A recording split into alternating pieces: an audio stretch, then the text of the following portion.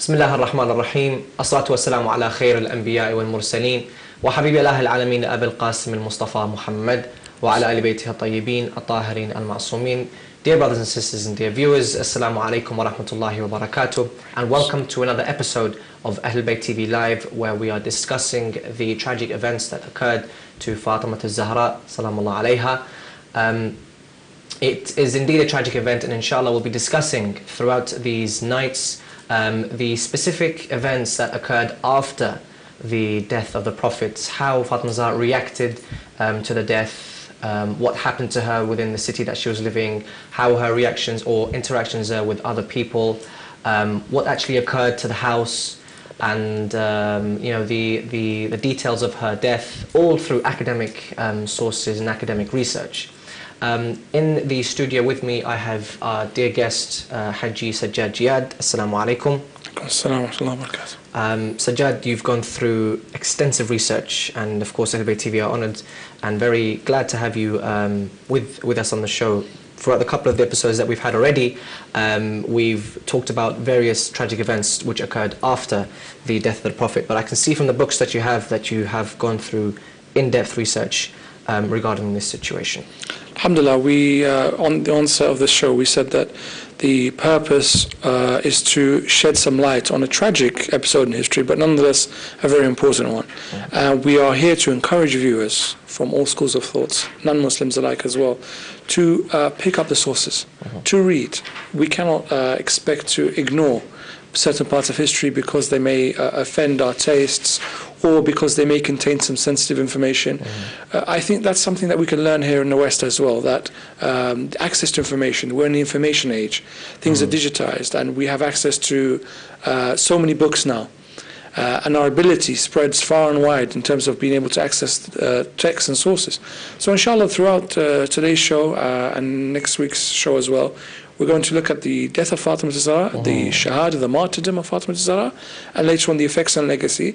But inshallah we'll do our best to, rather than rely on our personal opinion, because we ourselves can be biased towards the Ahlul Bayt as we are the followers of Ahlul Bayt, we'll look at what the texts and the books say and let the viewers judge for themselves, inshallah. Right. So in the last episode we talked about the actual attack on the house. In this episode we're going to talk about the events which occurred after the attack. So I think the first question which comes to the mind is, did Fatima Zahra actually know she was going to die? This is a good question. I mean, we get in the Quran, for example, we have the issue of Prophet Sulaiman, for example, being aware that the person who'd entered without permission was Malik al-Maut. So he was made aware at the very last minute or the last few seconds of his death. But nonetheless, this is a karamah, that a blessing in a way that is given to all the prophets, that they are aware at the moment of their death. This occurred with the Holy Prophet himself, when he was we mentioned in previous shows that the Prophet was told at the moment of his death, and he was offered the chance to remain alive or to return to Allah subhanahu wa ta'ala, and he made his choice. So this karamah extends to the most beloved of Allah's creatures, which is the Ahlul Bayt, that Allah informs them of their death. Imam al-Husayn, when he goes out to Karbala, tells his supporters and his companions and his family members that everybody who leaves with me will die. We're not going to win this battle in a military sense, but we will gain a victory somewhere else through something else, but not through military means. And he tells people on the 10th night that this is the night, this is the final night, tomorrow we will die, surely we will be killed. He warns all his family. Amir al-Mu'mineen, when he comes out to attend the Fajr Salah, and we have the riwayah from Sayyidah Zainab and Sayyidah Kulthum that he says, Hiya wallah, this is the night, wallah, this is it. He's made aware, he's told through the various signs, either directly or indirectly, that this is the moment of your death. And Fatima Zahra, we would expect, it makes perfect sense that the Ahlul Bayt are given this blessing by Allah subhanahu wa ta'ala, to be offered the knowledge of when your death is. So in terms of actual sources, or let's say Quranic references, are there any regarding this? Ilm al-Ghaib, for example, let's just say. Yes, I mean we have. Is that what the concept's called, where the Prophet or the Imams knew of their? That's part of it is knowledge of the unseen, but part of it is actually knowledge that they are given from one to the other. For example, the details about the what was to happen after Battle of Karbala. Imam Hussein gave Sayyidah Zainab. He informed her. He said, "This will happen, and this will happen, and this will happen." Okay. She was informed. But certain things they knew without being informed. So the ilm al-ghayb is a part of it, but part of it is inherited knowledge as well. And we have, for example, with reference to this issue of the question that you asked, is whether Fatima Zahra knew she was going to die. Yes. And the narration I have that it's a similar narration in Muslim and Bukhari. We are quoting from Musnad Ahmad ibn Hanbal, volume 6, page 282. That when that this is the rise from Aisha. She was a witness to this scene. That when the Prophet fell ill, Fatima Zahra salamullah alayha came to him, and he asked her to sit next to him. And she sat next to him, and he brought her close so that he would whisper in her ear something private from everyone else. I'm translating the narration as we go along. And so the Prophet said something to her, and she began to cry. And then momentarily he said something again to her, and she began to smile. Okay. And so Aisha says that she asked Fatima what was said to her. She said, "This is a sir, this is a secret that the Prophet has given to me, and I will not divulge it to anybody until his death." And then Aisha says in this narration, again I quote from Musnad Ahmad ibn Hanbal, but a similar narration in Bukhari and Muslim, that she asked after the death of the Prophet. I went back to Fatima and I said, and now Aisha says that Fatima says to me that the Prophet said, Jibreel usually comes to me with the whole Quran, goes through the Quran with me, goes through all the verses in every year once. But this year he has done it twice. The Prophet is saying that Jibreel has visited me twice to go through the Quran with me. And that means that I'm being forewarned about my death. I'm being told that my death is approaching. And this is the final revision of the Quran in a way with me. So I began to weep, Fatima says to Aisha. I began to weep because I was hearing the news that my father was going to die. The most beloved person in my life was going to die. And when he saw me in this way, crying, he said to me, "And you are the first of my family to follow me." And so I began to smile. And he says to me that you will be Sayyidat Nisa Ahl al-Jannah. You will be the mistress of all the women in Jannah when you join me. And so at this, فَضَحِكْتُ, I laughed or I smiled in a way at this news. So yes, she was definitely informed about her death, and she was informed that it would be soon. In addition to what we mentioned, that the Ahlul Bayt are given this blessing where they know the exact moment of their death, they know the exact day, and they are prepared for their deaths. So yes, we can say with certain knowledge that when we discuss the martyrdom of Fatima Zahra and the death of Fatima Zahra, we know that all the events were leading up to her death. She was being informed about what was to happen. So this is more or less the most prevalent narration that we have of Fatima Zahra, knowing of her. Ahsan, very similar narrations in other texts. I've quoted from Musnad Ahmad ibn Hanbal. It's very widely accessible. Alhamdulillah, it's a popular resource. So yes, the narrations from the school of I mean, in terms of let's just say Quranic references or hadith regarding the imams knowing about certain events before they've even happened, I think that's another issue we'll leave to the side. But in terms of Fatima Zahra, she definitely knew of her martyrdom before it happened. Now, did she know of any details, whether she's going to be ill or whether, the narrations, did she know specific details of how? No, the narrations don't go into detail about the knowledge that she had. The narrations say that, and we'll come across that she knew this, what she suffered after the death of the Prophet would lead to her death, and specifically after the attack on her house, she knew that this would be the cause of her death, and this would lead to her death. That's exactly what I was going to pinpoint here. So there were so she wasn't exactly feeling well after the attack on the house. Ahsantum. We discussed in the previous episode the details of the attack on Fatima Zahra's house, the injuries that she suffered. And we today, inshallah, will look at the various narrations that say she was martyred. So she was a shaheeda. She died in the cause of Allah subhanahu wa ta'ala. She died defending the faith. She died as a result of oppression and attack. It wasn't an actual death. And we ascertained from the previous episode the physical extent of the attack on Fatima Zahra's house. Yep. And today we can go into some of the detail of how her condition deteriorated. Because as we mentioned in the previous episode, she was pregnant, she was with child, Right. and the attack on her miscarried. Right. And so when we discuss the martyrdom of Fatima Zahra, we have a clear linkage to the physical attack on her. And her martyrdom is due to the attack. It wasn't an independent cause Right. to her illness or anything else. Yeah. We know that Fatima Zahra suffered physical attack, and from this her health began to deteriorate. Right.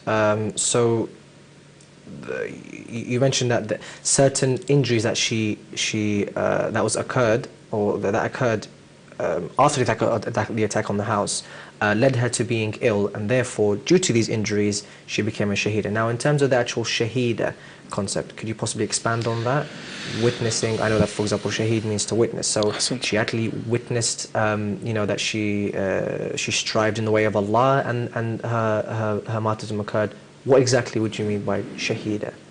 There is a discussion from some of the scholars within the school of Al-Bayt and the other schools generally, that Fatima Zahra was not martyred.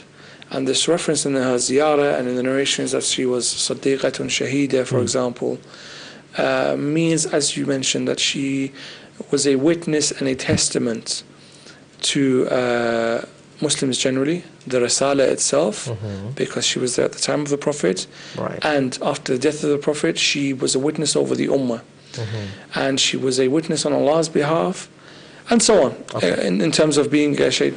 But I think we'll have to be honest and say that we'll look at the weight of evidence that says Fatima was martyred, and so this shaheed context here is very specific about martyrdom. If we want to get into polemics and maybe we get into linguistics, it will be a drawn-out discussion, but I think the narrations of Al-Bayt have already answered this for us. Rather than us needing to sit and deduce, there are narrations that clearly explain, that say what does shaheeda mean in this context.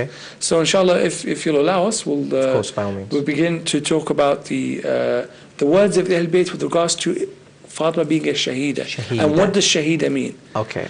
And in what context does the word shaheeda mean? So inshallah, we'll have a look at the first of these evidences. We have a riwayah from a narration from Imam Musa ibn Ja'far. So Imam al-Kadhim, Salamullah alayh. The narration is in volume 1 of Al-Kafi, page 45, and this is the second hadith. So viewers are able to, alhamdulillah, I think Al-Kafi is translated in English, so those who are having trouble with the Arabic can inshallah look it up in English. And this riwayah is sahih al-isnad, so the narrators themselves are reliable. And the fact is, when we look at the chain, we know that this person could have narrated from this person and could have narrated from, this is a reliable chain. We have other hadith on the similar. Not that this person narrated from this person, but hold on, this one lived in one city and this one lived in the other. How is it possible? We know they're both truthful people. But they lived 100 years apart, for example. So how did that happen? How did that happen? Who's the intermediate? No, we know that this chain of narrations, yes, these people either lived together or there was an opportunity when they were together, and we see this chain used in other hadith. So it's a sahih chain, fully authentic, and we authenticate the hadith inshallah. The rawat, if anybody is interested in into the details, Muhammad ibn Yahya is one of the famous narrators. Ali ibn Ja'far is one of the other famous narrators, who is the brother of the Imam. So some interesting names showing that this is a strong hadith. And the Imam Salamullah says, Inna Fatimatun Saddiqatun Shahida. Fatima Saddiqa Shahida. Hadith, first one. So we have this reference that Fatima Saddiqa Shahida. Now we'll look at to explain it a bit more. We have in the explanation of this hadith, so the sharh, the commentary on this hadith, we have Shaykh al-Mazindarani, Muhammad Saleh, in his sharh, his commentary on Al-Kafi, والشهيد من قتل من المسلمين في معركة القتال المأمور به شرعا. The shaheed is the person who is killed in the battle of the Muslims. And the person who has been killed through oppression in the face of Islam, in the sake of Islam. كفاطمة الزهراء, like Fatima Zahra. He's explained what this hadith means. إذ قتلوها بضرب الباب على بطنها وهي حامل فسقط حملها فماتت لذلك. And they killed her by slamming the door against her, and she miscarried, and this was the cause of her death. The reference to this is Sharh al-Kafi by Shaykh al-Mazandarani, volume 7, page 207. So this hadith from the Imam, we've explained what it is. Yeah. The second explanation, Allama al-Majlisi. And he again says that this hadith is Sahih al-Isnad. This is an authentic hadith. And he says ثم إن هذا الخبر يدل على أن فاطمة صلوات الله عليها كانت شهيدة وهو من المتواترات, that Fatima was a martyr, and this is mutawatir. This is something accepted and revealed through multiple generations. So it's something that it's beyond dispute. Yeah. If you just expand on mutawatir. Mutawatir, so for example, in hadith science, mutawatir means when we narrate, so for example, we have 5 people narrate a hadith. Yeah. And 5 people, they narrated it to 5 people, and then they narrated it to 5 people. Yeah. If the 5 had narrated to one person, and this one then narrates to 5, there's a weak link in the chain here. We can say, well, hold on, there is only one person at this stage. And always one person is possibly that he can make a mistake, an error, liable to truth or false. Right. 5 people is much more difficult to say they're all 5 of them are lying, for lying. Example, and they narrate to 5 different people as well. So when we have the one person in the chain, at any point, it can be 1, 1, 1, or it can be, like I said, 5, 5, 1, 5, 1, 5. It just depends on the hadith. When you have one person, the hadith is called khabar ahad or khabar al-wahid. It is always something that the scholars have a discussion over. Can we accept it in terms of beliefs? Can we accept it in terms of fiqh? Okay. What if we have several hadith like this? One supports the other, for example. Yes, exactly. What about the strength of the narrators? Even if it's khabar wahid, the wahid might be a strong narrator. Okay. So there is a discussion on that. The opposite scale of this is when you have, for example, 150 in each generation. You say this is hadith mutawatir because 150 different people then narrate to 150 different people, and then they narrate to 150 different people. This is hadith mutawatir. It is something that is said to many people, and then many people narrate. And it's the exact same thing that's been said. Nothing's been changed. Ahsant. It is beyond, because the people cannot all commit a lie in this way. It is impossible because the type of people, the time frame, the life they live, the time. To give the viewers a bit more, let's just say, proximity to what they're thinking, the beheading of Imam al-Husayn alayhi salam is a hadith mutawatir. Ahsantum. That's 100% guaranteed. It's too many sources, too many narrators, too many different books, too many generations. It's something beyond dispute. And the fact that the death of Imam Hussain was foretold by the Prophet. Okay. So even then, even if we want to dispute the actual detail, it's the fact that the Prophet, through again lots of narrations, lots of chains, had said that Imam Hussain was going to. Now bring it back to Fatima Zahra. This hadith is saying it is mutawatir. Yes, that the issue of Fatima Zahra's shahada, martyrdom, is mutawatir. وهو من المتواترات. He is shahada. So this is the concept of her martyrdom. Yes, in explaining this hadith. Okay. And again, he explains what the cause of her death is, and he says, ثم ساق رضوان الله عليه الرواية الدالة على ذلك. And so he, Allama al-Majlisi, the author is saying that Allama al-Majlisi himself has used this hadith as evidence that Fatima is. So when the Imam says, إن فاطمة صديقة شهيدة, and Shaykh Majlisi uses this hadith to prove that she's a shaheed. So the words here cannot mean that she's a witness or she's a testament to the Ummah on behalf of Allah or on behalf of In fact, this hadith is very clear in saying that she is a martyr. That she died as a truthful martyr, as a martyr for truth also possibly in that. So this is one narration only, and we've explained it through 2 different scholars. A second riwayah. We have in Kitab Sulaym ibn Qais. So one of the earliest books that you can find. Sulaym died in the year 90 Hijri, one of the companions of Amir al-Mu'minin sallallahu alayhi, and he narrates from people like Salman al-Farisi and so on. So people who were the close companions of the Prophet. And he mentions here that I want to leave out some of the details because we were going to discuss as we come along to the exact the details of her shahada. But he says, that Fatima Zahra was struck on her chest, and a rib of hers was broken, and this caused her death. فلم تزل صاحبة فراش حتى ماتت من ذلك شهيدة, and she remained ill in her bed in a way, bedridden more or less. أحسنتم. until she died from the cause of her injuries as a martyr. The reference, Kitab Sulaym ibn Qais, page 85. That's one tab'ah. Right. The other editions is volume 2, page 588. Apologies for what you mentioned, but this hadith that you mentioned now, mutawatir, or what's the authenticity like? Sulaym himself is an authentic narrator, companion, personality. Okay. He mentions his hadith himself. Right. So this isn't an issue of looking at a chain of narrators. It's he himself saying this is what it's his book, his work. Fair enough. Yeah. There are some scholars who said, look, Sulaym is a companion. His work is his words are truthful. However, is this work his or is it ascribed to him? So somebody made this up and said Sulaym said this. Because Sulaym is truthful, so that we would accept it.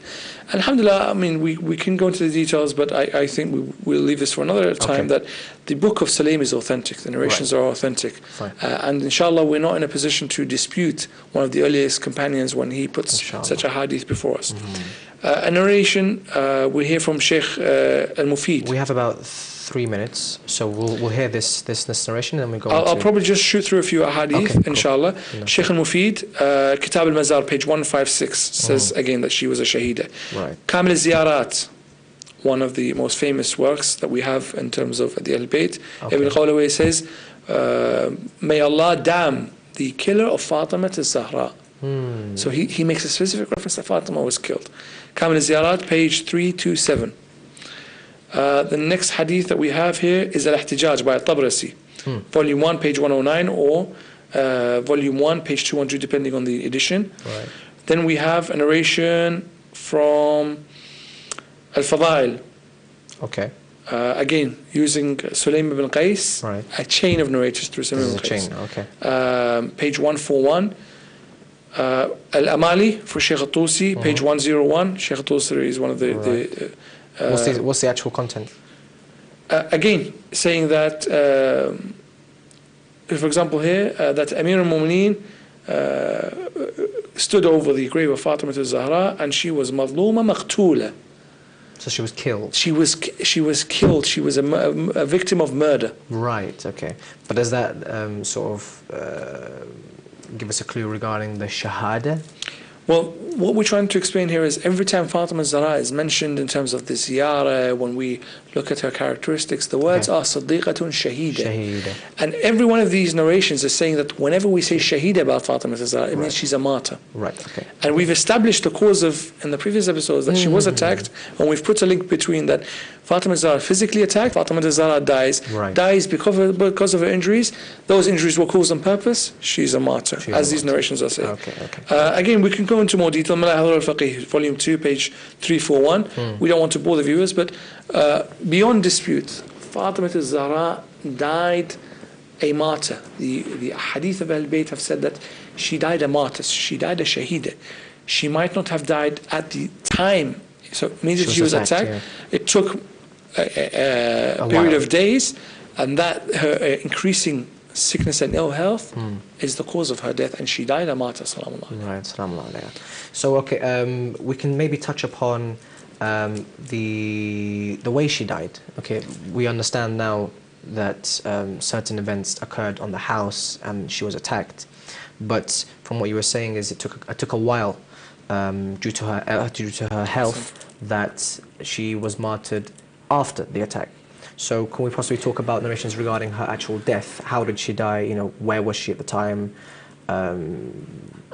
Yes, we have, for example, if you want to look at the fact that Fatima became ill after the events that we discussed previously in the attack on her house. Right. And this illness was the cause of her death.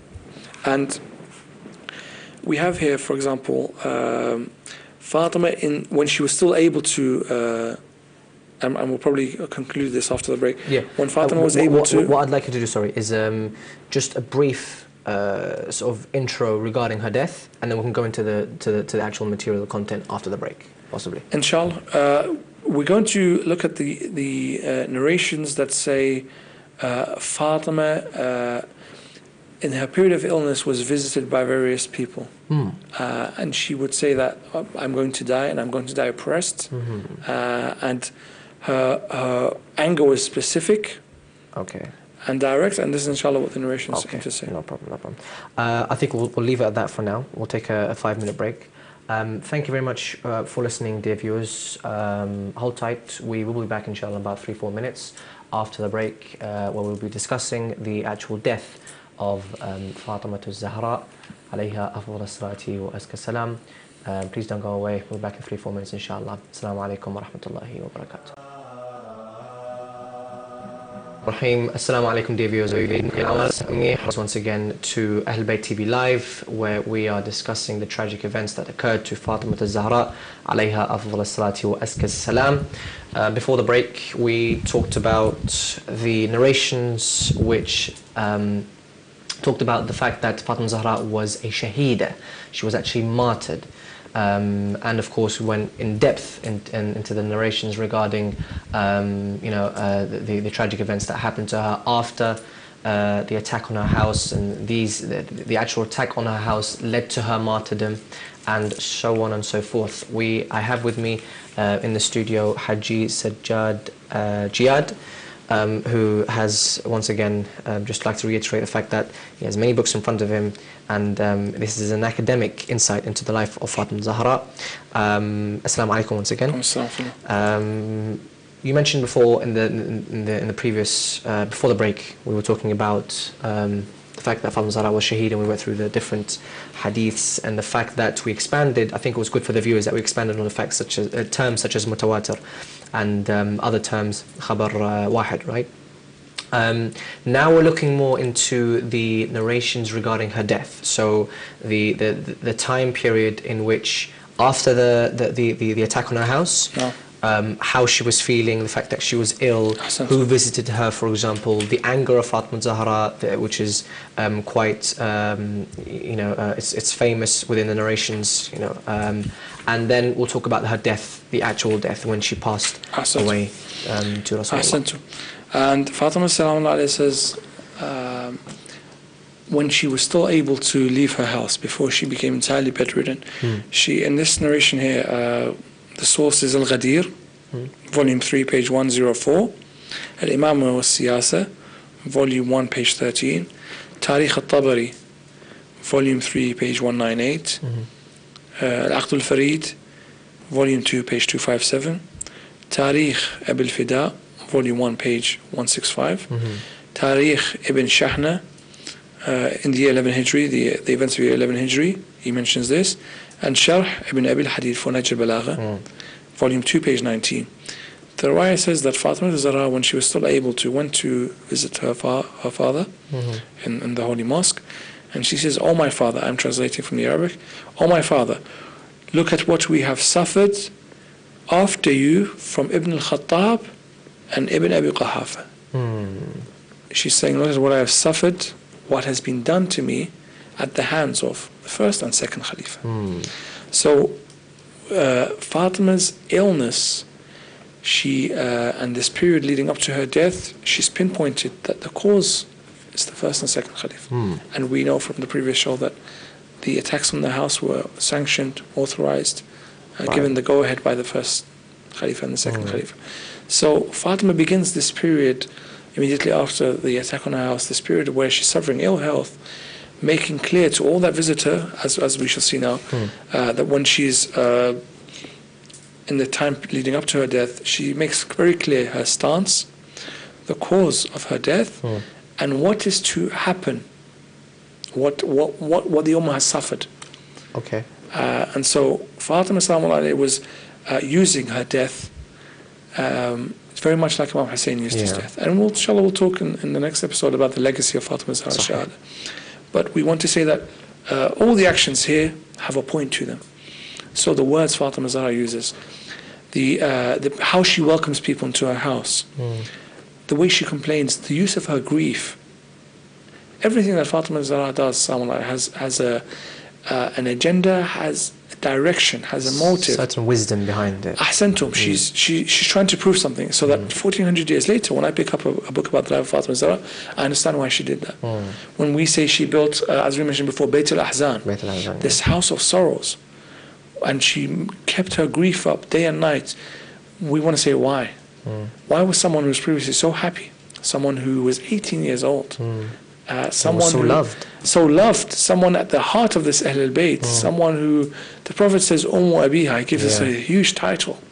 Father of she's the best of women, and so on in the hadith that we mentioned previously in other episodes. How does she turn into someone who spends her days in grief and sorrow? Why? And in such a short space of time. Ahsantum. Very, very short space of time. As in some narrations, it's 45 days after the Prophet. Some say 60 days, some say 90, 95 days. So, we're talking 3 months. It's not a matter of years. Yeah, so we've deduced from the hadith that you've just mentioned that it was the first and second Khalifa who sanctioned and authorized the attack on the house. Now, let's just say they felt some sort of, grief regarding what they've done. Let's just say. Did they ever come to seek the yes, they did. Forgiveness from Fatima Yes, Zahra? they did. And this is one of the narrations that we're going to go through now.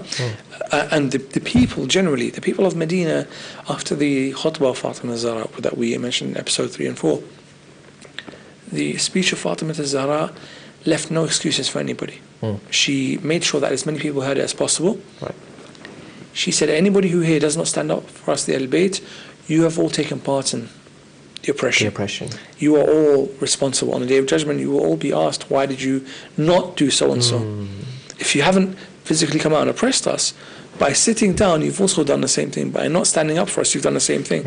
And so the people of Medina, after the speech of Fatima Zahra, after the attack on Fatima Zahra's house, came in to visit her in their numbers. One of these narrations here is from Al-Imam al-Siyasa for Ibn Qutaybah, who is one of the historians, in page 29. He says that the Nisa, the women of Medina, came to visit Fatima Zahra constantly at news of her death. It is mustahab, it's a form of wajib as well, considered by some scholars, to visit a Muslim when you know he is unwell. When a Muslim that you know has become unwell or ill, it is an obligation on us, in terms of morals and ethics, for us to go and visit that person, to wish them well, inshallah, as well, to hope and pray for their better health. So this was also something that the people should have done, and also as a form of trying to, in a way, dissuade some of their guilt that they weren't able to stand up for Fatima Zahra. So in one narration here, she's asked, the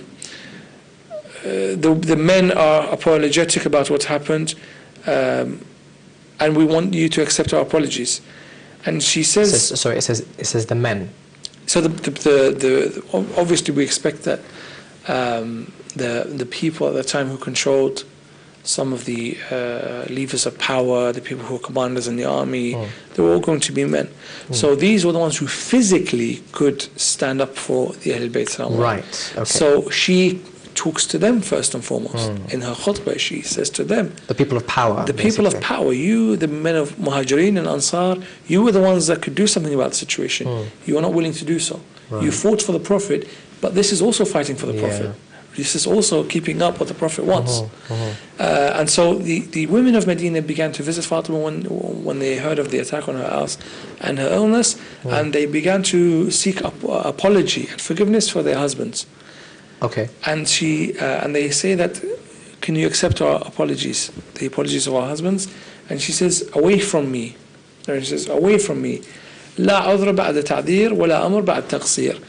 No apologies after you have excused yourself. You've already excused yourself. So I don't want to hear apologies, and nothing to be decided after knowing of your shortcomings. Okay. So that you are not able to do it. So don't ask for forgiveness. It's something that you weren't able to do. You weren't able to stand up for haqq. So there's no point in asking for forgiveness now. Right. You didn't do it. You could have done it. Don't seek forgiveness. So you could have done it, but you didn't do it. You did not do it. So you are muqassir. She's saying here, وَلَا أَمْرٌ بَعْدَ تَقْصِيرٍ. You are muqassir in this. So why should I forgive you? What forgiveness is there for? What apologies? And is she specifically referring to anyone? She's saying to the husbands of the women that attended at her side to attend to her. she's saying, go back to your husbands and give them this message that all of them so heard. we're not speaking specifically about the first two Khalifas. No, here we're talking, I mean... men in general, men of power. Ahsantum. Their women came to Fatima Zahra to seek forgiveness Ahsantum. on behalf of their husbands, and she said, you could have had the chance to stand up for the right of the Prophet, in essence, Ahsantum. but you didn't. And therefore, she did not accept the apology. Fatima Zahra didn't accept the apology. Ahsantum. Okay, fair enough. Now. So that's one. Then we have that people came to, generally the men of Medina. So now we talk about the women of Medina. After this, the men of Medina began to directly intercede with Amir al-Mu'mineen to let them come to Fatima Zahra. Some would wait at her house. Some would seek to speak directly with Fatima Zahra. And we have a narration that in a way is the second khutbah of Fatima Zahra, that she gave the second speech. In terms of when the numbers had grown, at her bedside, she gave a second speech to the people. So after the FedEx speech, she gave a second speech. Again, it's a eloquent hadith, beautiful khutbah, narration, hadith. You know, it's pages of explanation. And obviously that's not what we want to take up the time with the viewers, but we have the masadr of this khutbah, which is why I want to point the viewers to. Ma'ani al-Akhbar, Ibn Babawayh mentions this khutbah. So if we look into the part referencing the life of Fatima, you'll see it there.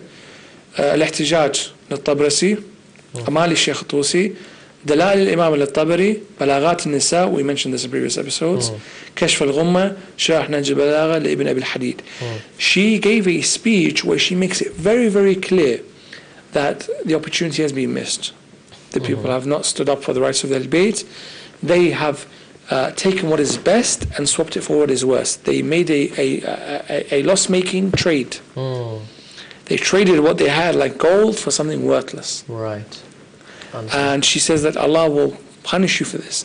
And whatever occurs from this day, whatever fitna occurs, whatever troubles that we have is because of this. So saying to people that because you have not listened to the Prophet, you are going to be responsible for the death of al-Husayn.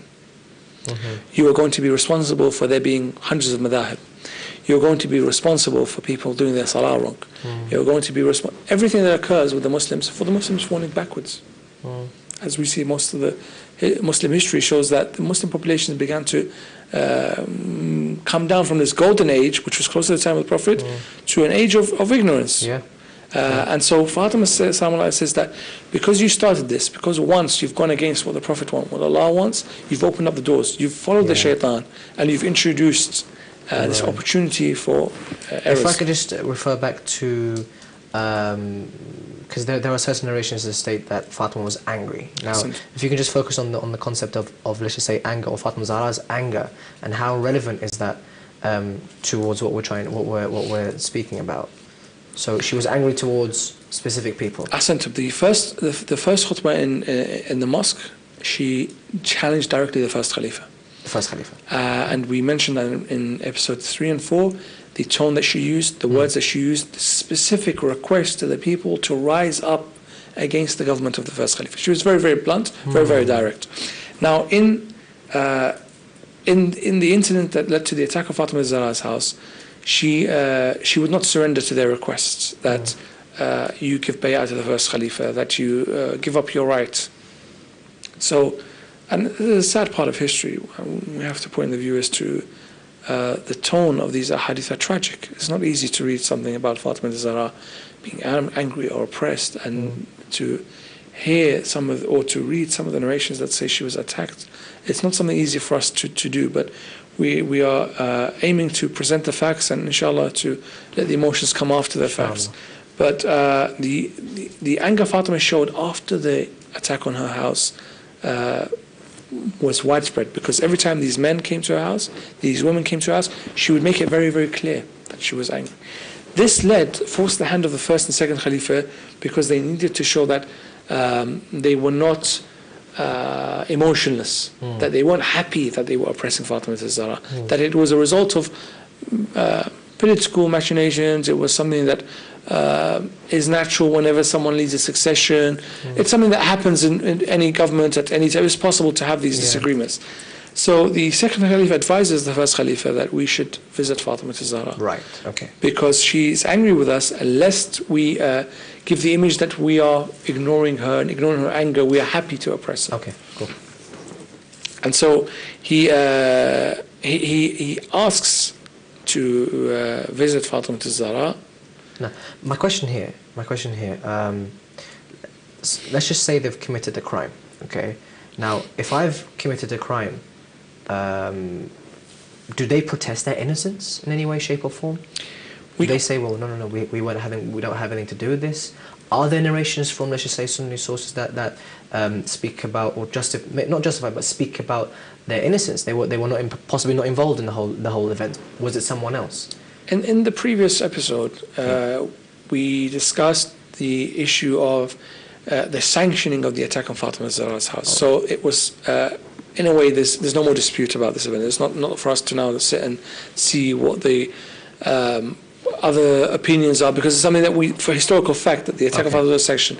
And the khutbah of Fatima Zahra also, likewise, in the previous episodes, the first Khalifa says that I heard a hadith from the Prophet that there is no inheritance. In addition, after Fatima challenges him on that, in addition he says, well, here's the people, they're not willing to side with you, they're siding with me. So in a way, it's kind of like, it doesn't matter if you're right, the people are on my side, the people are not willing to defend you, the people have already chosen me, they gave bay'ah, and they're standing by me.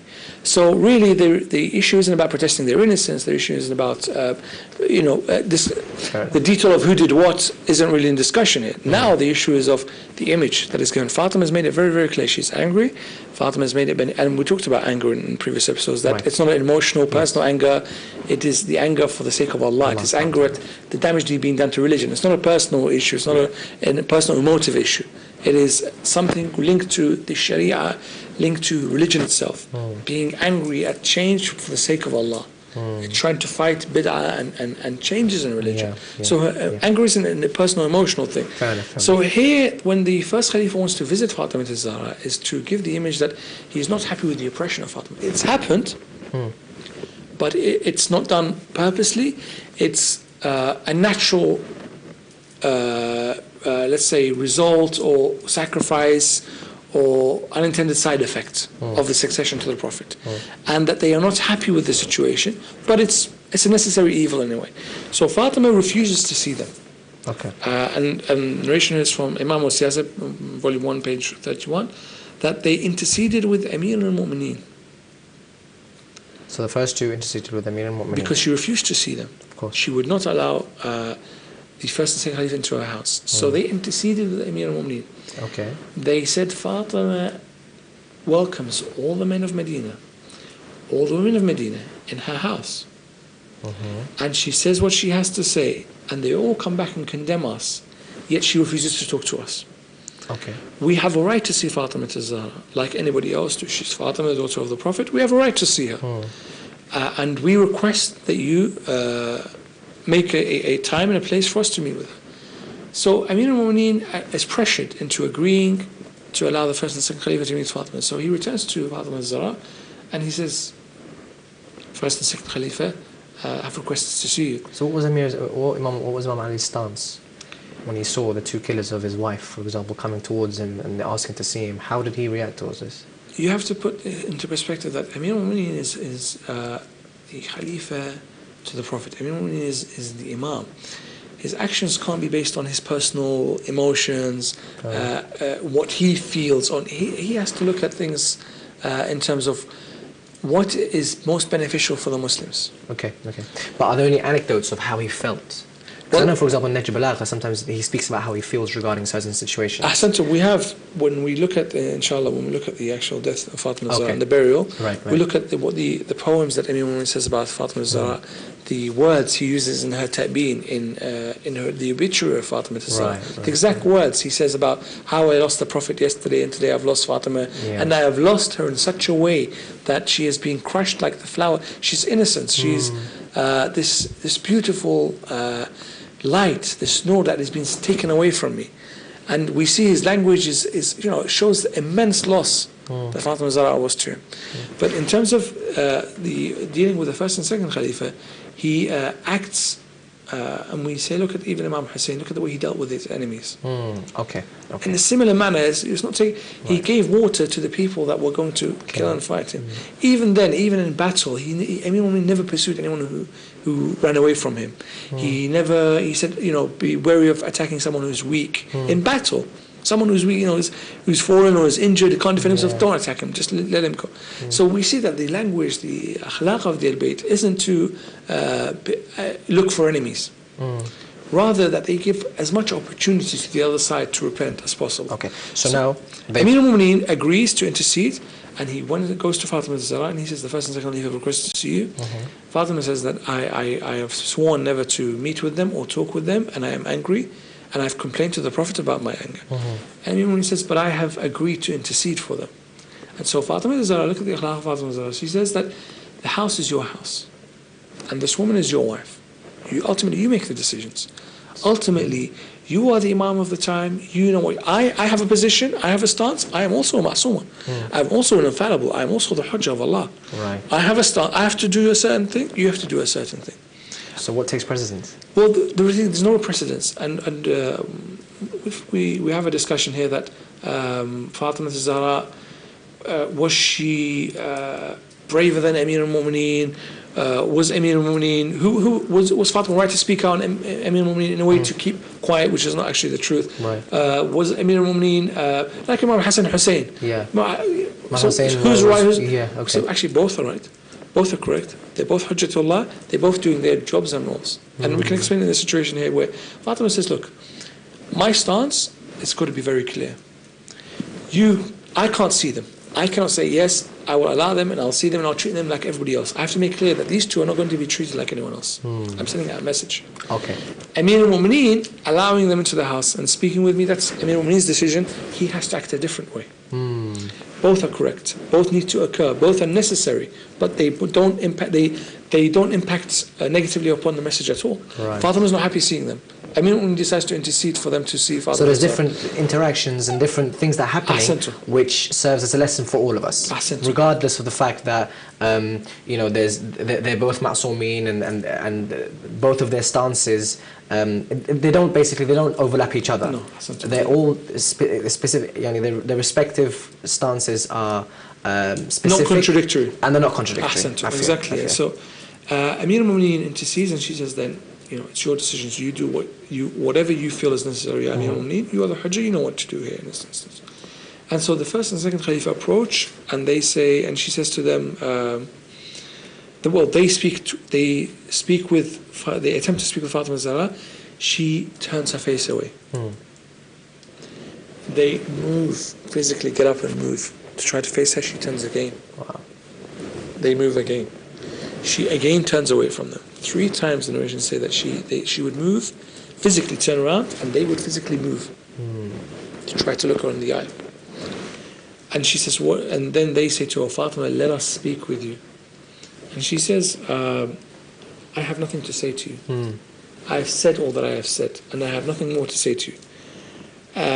And she says that I am angry with you, and I have complained to Allah and to the Prophet.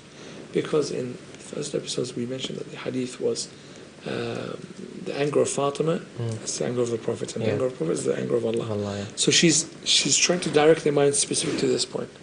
That my anger is the anger of the Prophet, is Allah's anger. And I am angry. So that's the decision here. And I have no wish to speak with you. And were it not for Amir al-Mu'mineen, I would not have allowed you in. She says it back to them. And she says, Wallah, لَيَدْعُوَنَّ عَلَيْكُمَا فِي كُلِّ صَلَاةٍ أُصَلِّيهَا ثُمَّ خَرَجَ بَاكِيًا. She says, translation of this, she says that I am going to pray against you in every prayer that I pray, every obligatory prayer. And at hearing this, they left. They got up and left crying. Because they realized that you couldn't be able to interpret this in any other way. She's being very direct. She says to them, فَإِنِّي يَشْهَدُ اللَّهُ وَمَلَائِكَتُهُ أَنَّكُمَا أَسْخَطْتُمَانِي وما أرضيتماني ولئن لقيت النبي لأشكونكما إليه. Subhanallah. You have hurt me and have not pleased me, because he says in the hadith of the Prophet, the pleasure of Fatima is my pleasure. Whoever I am happy, whoever Fatima is happy with. Very specific with her wording. Yeah, very specific. The Prophet says whoever makes Fatima happy pleases me. She says, you have not pleased me. You've displeased me. So my displeasure is going to be. He says, and I will, because she again knows her death is soon. She says, and I will complain to the Prophet about you. And this is all in the meeting with the first and second Khalifa. And then she says, I will pray against you, and they leave crying. The Imam was Siyasah, volume 1, page 31. So when the health of Fatima Zahra began to decline after the incidents, we see that the women of Medina began to attend, and Fatima uses this opportunity to spread a message. The men of Medina began to attend, and again she spreads her message. She gives a beautiful speech. And now the first and second Khalifa have attended, and again she's given a message, and we hear this from the first and second Khalifa and through other sources, exactly what occurred. So at this point we have a narration now getting into the details of the immediate days leading up to the death of Fatima Zahra. So after the visits of the various people during her illness, this narration here wants to go into after Fatima had done her duties in terms of spreading exactly the status of her condition to the people, and informing the first Khalifa what her position is regards to them. Now we want to get into the details about the martyrdom, inshallah. And the martyrdom. Okay, so we've talked about the fact that the first two Khalifs attempted to seek forgiveness from Zahra. She refused, and she specifically said that she was displeased, and the fact that she said that she was going to pray against them in her prayers, and that they left the room weeping or crying. So that's where we're going to leave it. So now we're going to talk about, inshallah, in the next episode, after the break, we'll be talking about the actual death of Fatima Zahra. So please stay tuned for the 3-4 minutes break, inshallah, and then we can come back and speak about the actual death of Fatima Zahra alayhi salam. So please stay tuned for Al-Bayt TV Live. Thank you very much for watching. Assalamu alaikum wa rahmatullahi wa barakatuh.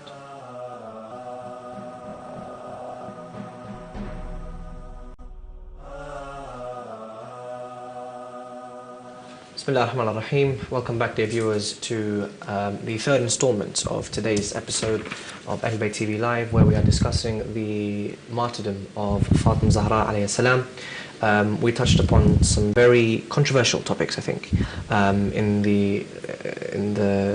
this episode. Just before the break, we talked about the first two caliphs attempting to see Fatima Zahra, in which she refused, and she mentioned that she was going to pray against them, and she was very displeased with their actions. Now, in this segment, in the last segment of today's episode, we'll talk about the narrations regarding her death, the actual death of Fatima Zahra.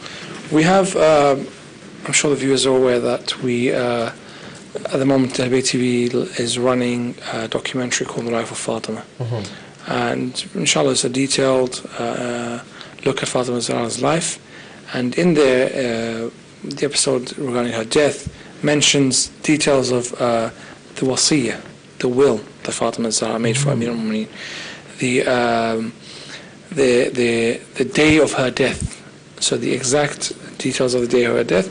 So today inshallah we want to look at maybe the references and the sources, but the narrations of her death in terms of an incident. Inshallah that documentary will be able to cover. So inshallah watch, viewers, I think the link is albayt.tv/Life of Fatima. Life of Fatima. If viewers can refer to that, they'll be able to inshallah see the detailed narration of her death. So, but we want to focus on the sources here.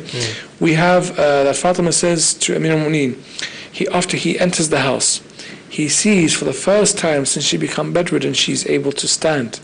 She washes the children's hair and she tends to the house. So, and he sees her as if she's almost recovered from her ill health. Okay. And so he says, Ya Fatima, what has occurred? She says, Yabna Am, oh my cousin, إنه قد نعيت إلي نفسي. I have been told of my death. I have been warned. I have been condoled about my death. Already I've received the condolences.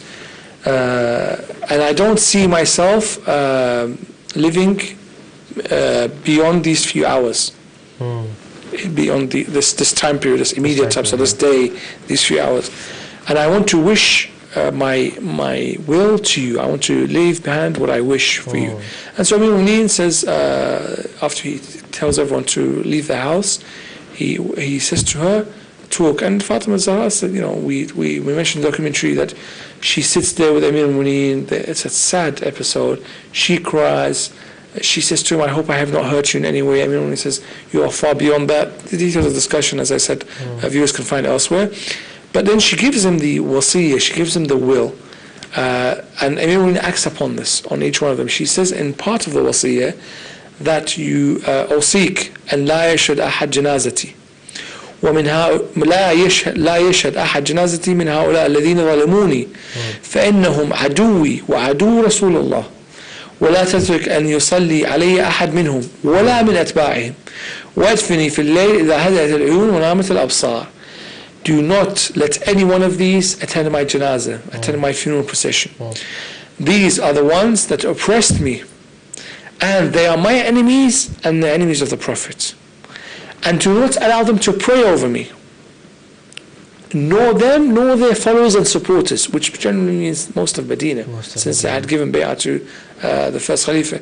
And itfinni, bury me at night when the people have gone to sleep and things are quiet. Bury me when no one is around, nobody can attend. Fatima's wasiyah. So now when we go into the details of the death and what happens after, we say that Amir is acting upon the wasiyah. He has a will that he must act according to. And even in her will, even in her death, Fatima has a message. She's trying to make a point, not a personal point. She's not scoring points so that she puts one over the first Khalifa. No. She's saying here that هؤلاء الذين ظلموني, these are the ones that oppressed me. They are my enemies and the enemies of Rasulullah.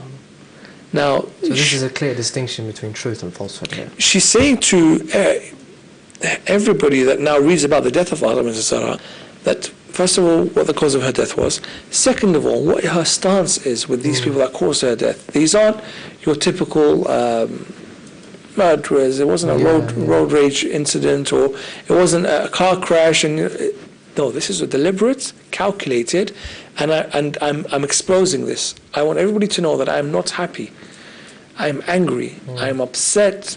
Not for my sake personally. I'm upset that Islam is being deteriorated in this way. You have a Khalifa who is an Imam. You have somebody who wants to succeed the Prophet to be able to continue, not bring a new message, but to explain Islam. The Prophet preached for 23 years. Islam still needs to be explained to new people, new languages, new countries. More and more people become Muslims. There are issues that didn't occur in the lifetime of the Prophet that will occur. We need the Imam, but already I see that these changes have occurred. So Fatima, even in her death, has a message. And the reference for this is روضة الوعظين, volume 1, page 151. وفي رواية إذا هدأت الأصوات ونامت العيون. Also the end of this narration can be when the eyes have gone to sleep and the ears or voices are not so loud. At this time, bury me. So when people cannot see, people are asleep, they won't see my janazah. She doesn't want them to see her janazah. She doesn't want them to be able to come out and cry and give grief. She says, I want this focus to all of the people of Medina, not one person, not the two people. She wants all of Medina, essentially, because all of them did not stand up for her rights. I was just about to allude to this point. So she was upset with Ahsan.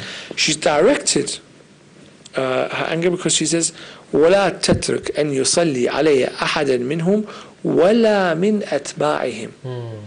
So the ones who have made her angry and oppressed her are the first and second Khalifa, and their followers and supporters. So it's very clear that she's directing it to two people and their supporters and followers. So these two are the figureheads. These are the ones that lead the actions, and they're supported by the rest of the people of Medina. And she goes on to conclude her wasiyah.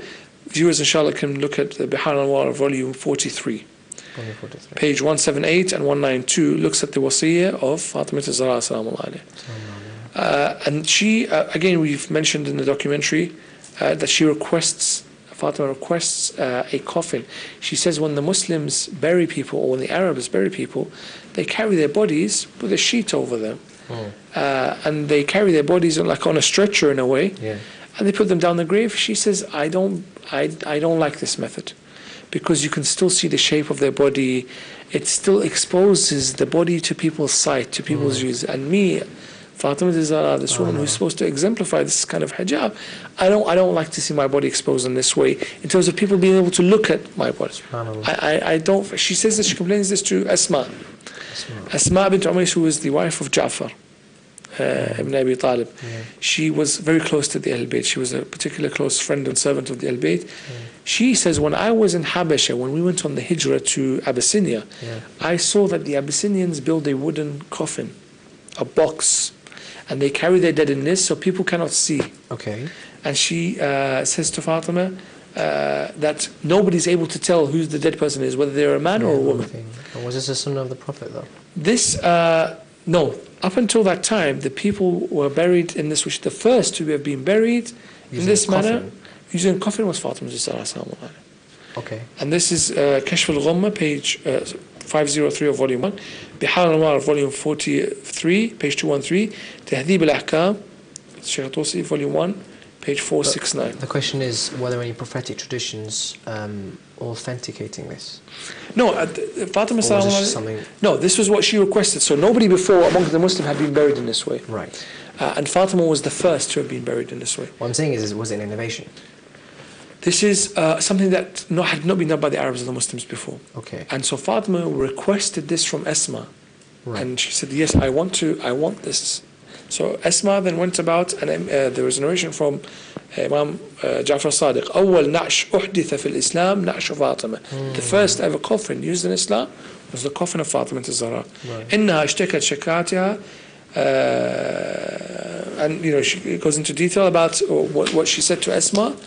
And Imam says that Imam Salih says she was the first person to have been carried in a coffin. So then this became established later on, that people would be buried in coffins, or funeral carried out in coffin, to preserve some of the modesty of the person, and especially for a female to keep away the gaze of people on their bodies.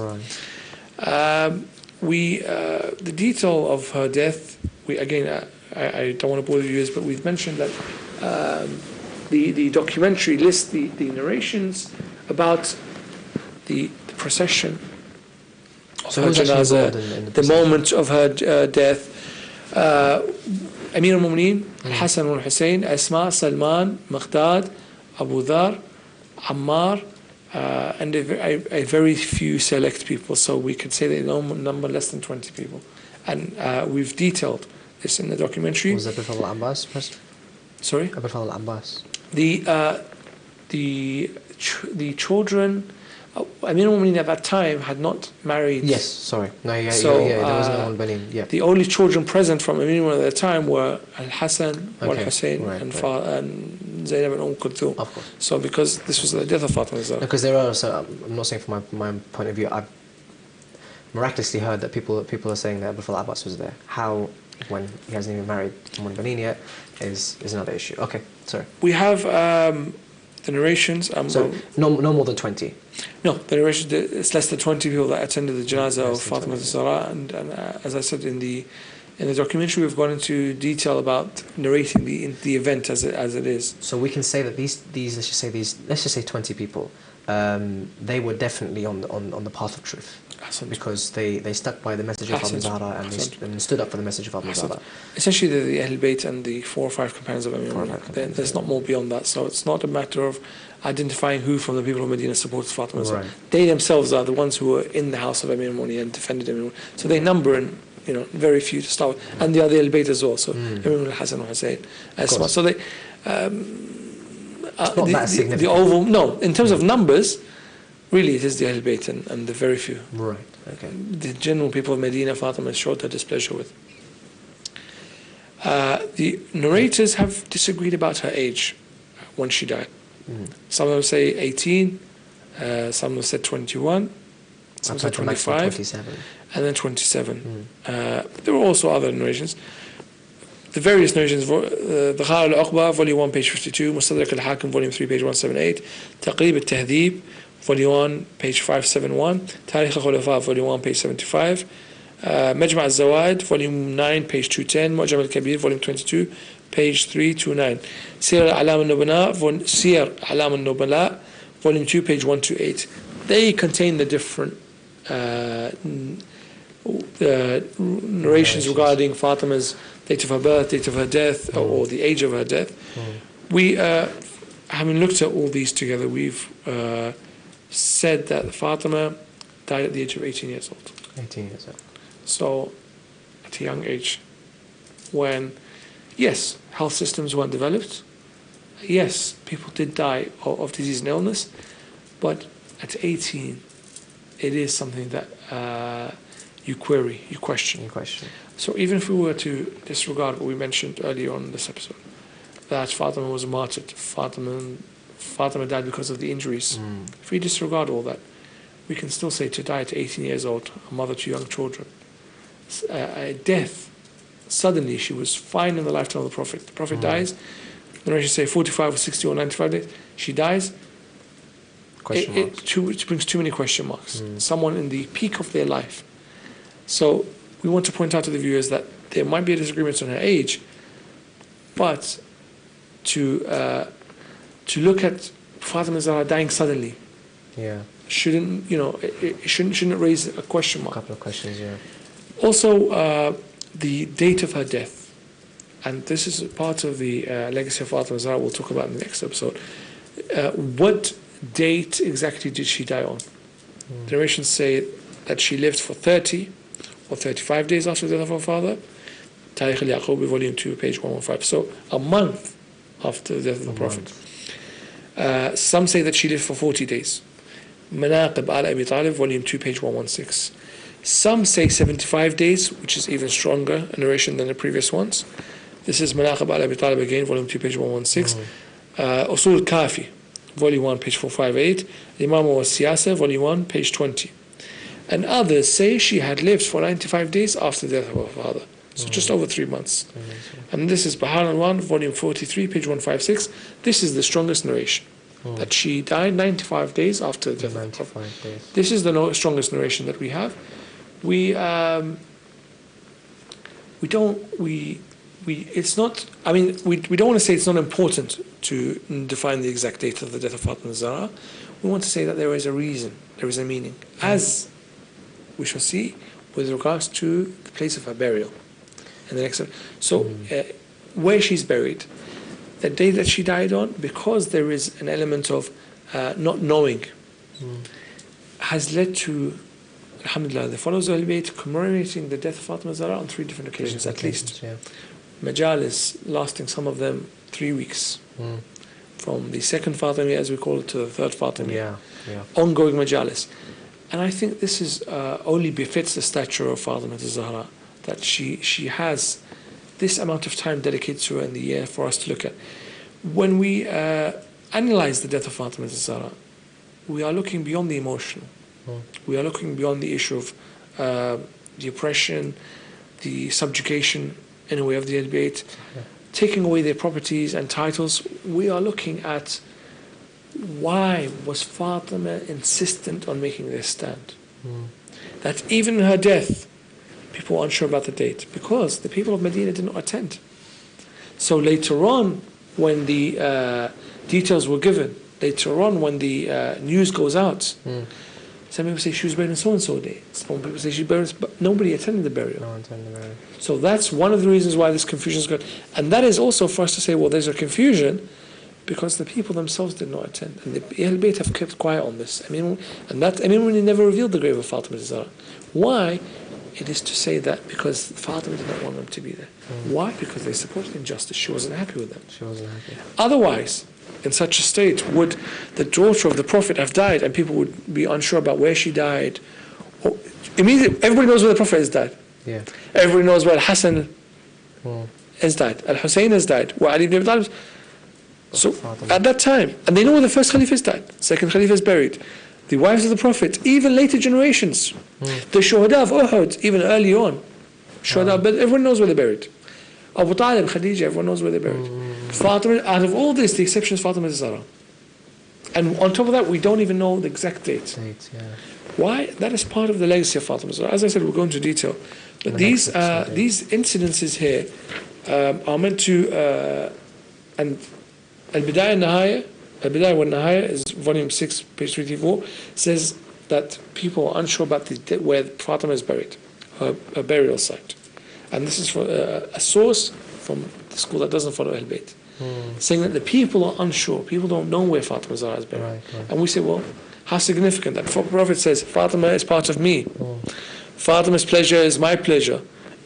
But people don't know how to visit her and where her gravesite is. So how sad and how significant is that? What kind of message is she putting out?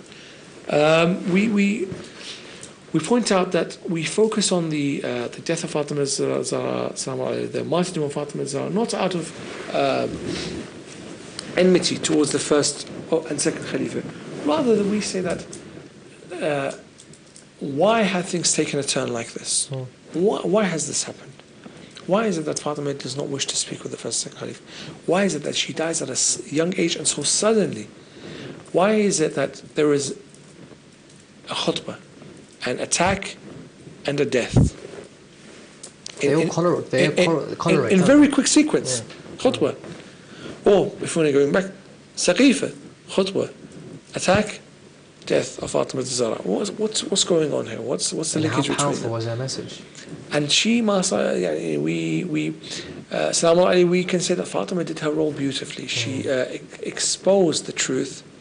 She did so in a way that is tasteful. Yeah. Fatima she didn't use force. She didn't, force on Ali, for example, say, listen, they hurt me, come and take my right, come and defend me. The way she did it very, very subtle, very as only Fatima could do it. As only the way that Fatima could do it. And we have to say that we look at each one of the Ahl Bayt and see the methods that they use. I mean, when he sees his murderer sitting and he says, untie his chains, you're causing him hurt, bring him water, feed him as you feed me. We see, he's dealing with his murderer, but look at the way he behaves. Imam al-Hasan, when he says to Imam al-Husayn, he says, look, try to bury me with the Prophet. I know you won't be able to. Don't cause any trouble, don't find no violence, bury me elsewhere. Even in these moments, Imam al-Husayn, when he begins to cry, Zainab says, Abu Abdullah, I know the bravery that you have, and I know fighting for you is not something that you are afraid of. How come you're crying before battle? Imam says to her, I'm crying because these people that fight me will go to hell. I've been trying to change their course. They're going to hell they're going to kill me because of me. We see later on Imam Ja'far al-Sadiq, just before his death, he called all the Ahl Bayt. He says, لا تنال شفاعتنا من استخف بصلاتي. Our shafa'at does not extend to the person who forgets their salah. Each one of the Ahl Bayt had a message in the moments of their death, this last moments, this last few seconds of their life. Fatima Zahra used this last moments to say, look, Islam has taken a turn, the Muslims have taken a turn for the West. They've begun to change Islam. I, through my death, and inshallah we'll talk about the legacy, I, through my death, I'm going to tell people the sad story. I'm going to give them the whole story. That they don't know when I died, and where I died, and how, like the moments of my death. This is going to tell you a whole story by itself. And I want everybody, when they read about my death, when they sit there scratching their heads and saying, well, what's going on here? Then by investigating, they are not able to put a blank cover over history, saying Fatima died, sad, unfortunate death. They're going to be able to, whoa, there's a lot of information here. Look at all these narrations. Look at the words she uses. Look at the khutbah she uses. She speaks to the women. She speaks to the men. She speaks to the first and second Khalifa. She gives a wasiyah to Amir al-Mu'mineen. We look at the strength of the evidence and we say, Fatima salamullah alayha, her death was a vision of the unfortunate things that were going to happen. The death of Fatima is magnified in the death of al-Husayn salamullah alayhi. The death of Fatima Zahra is a premonition, an introduction into the tragedy of Karbala. So she wants us also to know that because of the actions done immediately after the lifetime of the Prophet, that things were going to get worse. Things would only develop from there on. So, alhamdulillah, the evidences that we present today, we can encourage the viewers, the references we mentioned, inshallah, to look up more details. Brilliant. Haji Sajjad, thank you immensely for your time, for the in-depth research, for the eloquent way of describing the tragic events which happened to Fatima Zahra. A woman, at such a young age, even though 18, 27, a young age, and who went through so much in a short space of time, and as you were saying, that no one knows where she was buried, no one knows the extent of the burial and how it happened. So all of these are signs and clues to the fact that there's something major behind the stance of Fatima Zahra. So I urge all the viewers to read up on the life of Fatima Zahra, and as well it is informative, which has many lessons riddled within the stance of Fatima Zahra. It's also quite a sad and tragic story in the sense that such a rose can be crushed so violently, even though this rose was loved by the man that brought this religion. So upon saying that, I think the next episode we'll be talking more about the legacy of Fatima Zahra, inshallah, and I think more on the burial, the burial processions as well. We'll talk about the burial and the legacy of Fatima Zahra in the next and final episode, inshallah. Thank you very much once again, Haji Sajjad. Thank you very much for the viewers watching. That draws this episode to an end. Thank you very much for watching Al-Bayt TV Live. Once again, we send our condolences to the Imam of our time, Imam Mahdi Ajjallahu Ta'ala Wajh Sharif, on the sad demise of the martyrdom of his grandmother Fatima Zahra. Wassalamu alaikum wa rahmatullahi wa barakatuh.